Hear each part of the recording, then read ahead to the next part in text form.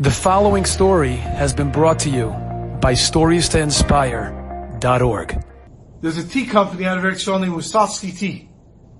Wusatsky Tea was founded by a fellow, Kalman Zev Wusatsky. This tea company was started in about 1850. Before this, Kalman Zev Wusatsky learned in the yeshiva. He learned actually in Volozhin under Rishon Salanter for a little while. And then later when he got married, he moved to Moscow and he worked for somebody who was making tea. And then he opened up his own tea company and he very quickly became very successful. He became so successful, he was eventually known as the Russian king of tea, this fellow, Kalman Zev Wusatsky. And he was a big Baal Tzedakah, and he remained a frum person, a Teredik Jew.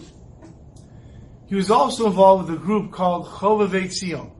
This is a group of people that encouraged the frum Yishuv in Eretz Yisrael, for people to go, to live in Eretz Yisrael, to live a Teredik life in Eretz Yisrael, and to follow the halachas in Eretz Yisrael. And they would send money to support the people in Eretz Yisrael.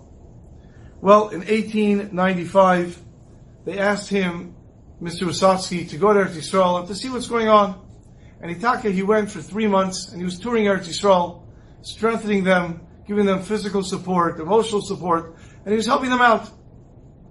Of course, while he was there, he met with the head of the Yishuv, the Rav of Eretz Yisrael, and that was Rav Shmuel Salant. Tremendous tzaddik, Rav Shmuel Salant. And he met with him quite a few times. Towards the end of his 3-month visit, Rav Shmuel Salant had a meeting with him, with Mr. Wusatsky, and he said, you have a big company in Russia, a big factory in Russia. Why don't you open up a factory here in Eretz Yisrael? So Mr. Wusatsky looks at Rav Shmuel Salant and says, here in Eretz Yisrael, a tea factory? He says, yes. You know what it's like, the people here, it's very, very difficult to parnasa. Money is very hard to come by over here. Jobs are very hard to come by. If you open up a factory here and you can go and give people employment, give them work, they'll be unbelievable. What a tremendous chesed you'll be doing.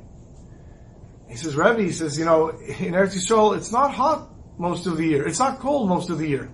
It's hot most of the year. They're not going to drink tea. If I start a factory, what's the purpose? It's going to close down very quickly.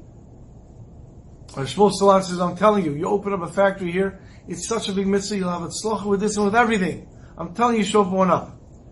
She says, okay, let me look into it. He went back to Moscow, and a few years later he agreed with Shmuel Salant, and he went and he sent resources and he opened up a factory in Eretz Yisrael. And he died a few years later in 1904, but his family took over the business, and the factory in Eretz Yisrael was running. And just a short while later, 1917, there was a Bolshevik revolution in Russia, and they took away everyone's factory. In fact, the Wusatsky tea factory was so big, it took them over 2 years to legally process to take away the factory from him. And the Wusatsky family had nothing, and they ran away from Russia.